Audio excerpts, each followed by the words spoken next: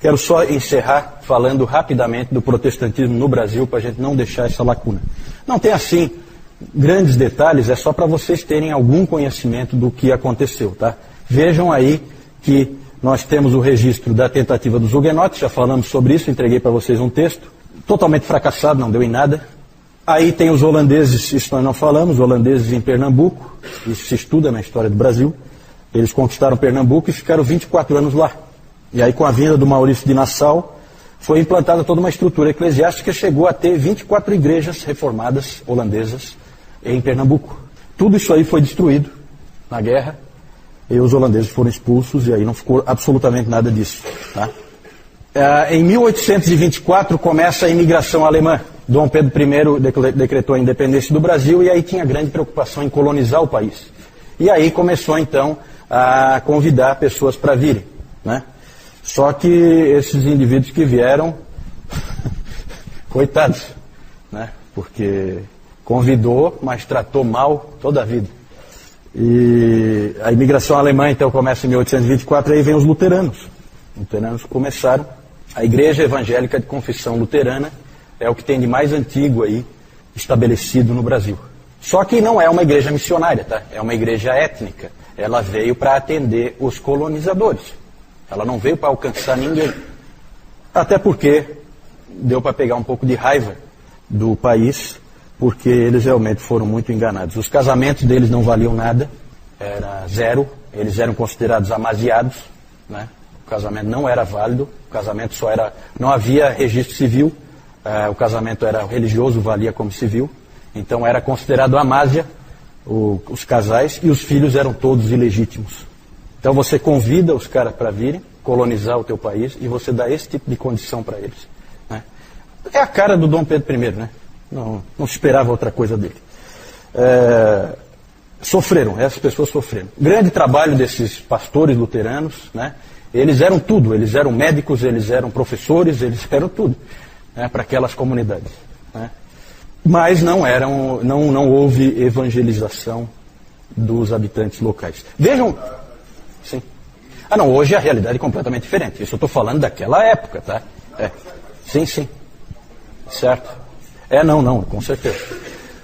Os metodistas vieram depois. Veja que interessante. Tudo no século XIX. Porque o século XIX ele tem essa característica, né? O cristianismo passou a ser mundial. Com o século XIX o cristianismo passou a existir em todos os lugares, certo? E por que nunca vinha missionário para o Brasil? Porque o Brasil era considerado cristianizado. Porque ele era católico romano.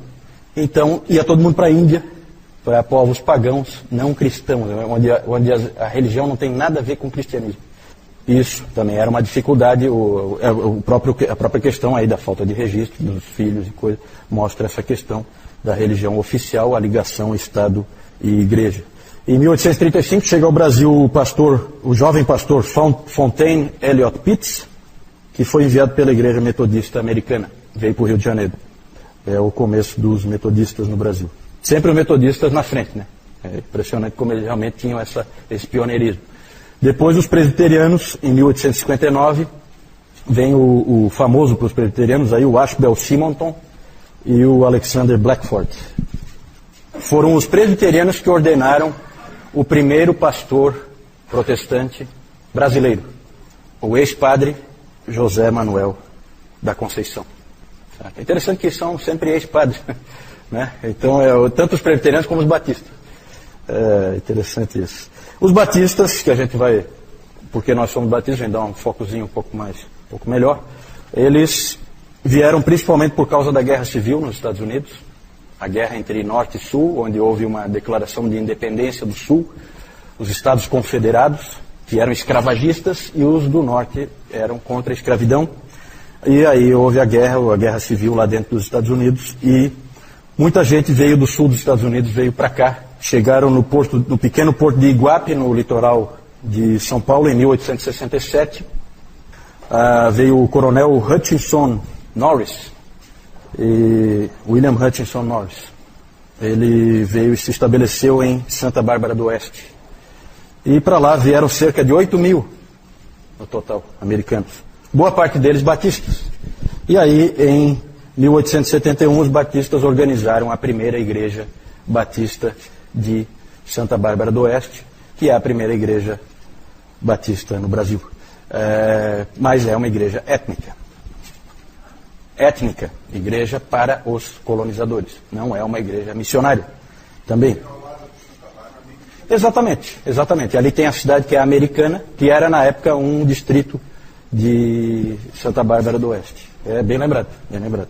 Na verdade, a segunda igreja batista foi construída, foi fundada em Americana, onde hoje é Americana, na época não era, né? Na verdade era a segunda em Santa Bárbara.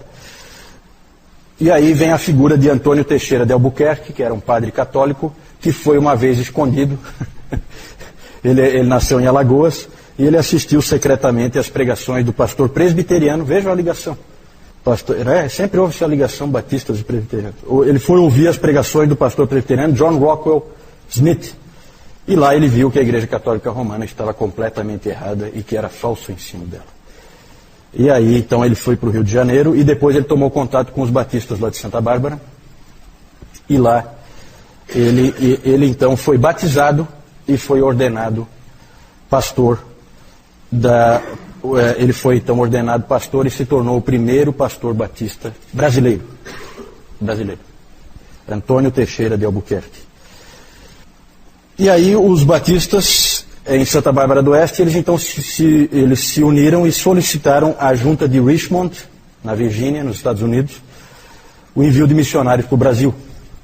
E aí vieram para o Brasil em 1881 William Buck Bagby e a esposa dele, Anna Luther Bagby, e Zacarias Taylor e Catherine Taylor. 2 casais de missionários vieram trabalhar no Brasil, foram recebidos em Santa Bárbara do Oeste, se uniram à igreja lá, e aí foram enviados em 1882, eles foram enviados para Salvador, na Bahia, onde então foi formada a primeira igreja batista com a finalidade de evangelizar o povo brasileiro.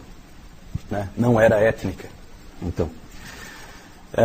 Isso, Salvador, na Bahia. Foram os missionários americanos, junto com o Antônio Teixeira de Albuquerque, que foi quem ensinou a língua para eles. Interessante essa coisa assim, dessa parceria que tinha, né? Depois essa igreja no primeiro ano já tinha 70 membros, a igreja em Salvador, ao fim do primeiro ano. O pastor Antônio Teixeira de Albuquerque, ele se casou e voltou para Maceió, lá onde ele nasceu, e lá ele organizou também a primeira igreja batista em Maceió, e lá ele ganhou seus pais para Jesus também. É interessante a história dele. Ele acabou falecendo jovem, com 46 anos de idade. Só para complementar, em 1920, chega a Assembleia de Deus e a Congregação Cristã, né? Só para vocês terem um panorama aí do protestantismo no Brasil. Ali o José Manuel da Conceição e o Simonton, né? Simonton presbiteriano, é o missionário que veio para cá, e o José Manuel da Conceição, primeiro pastor presbiteriano e primeiro pastor protestante do Brasil. Aqui o Antônio Teixeira de Albuquerque, primeiro pastor batista do Brasil. Aqui os 2 casais de missionários americanos que vieram, batistas. E essa aqui é a igreja em Salvador, fundada em 1882. Certo?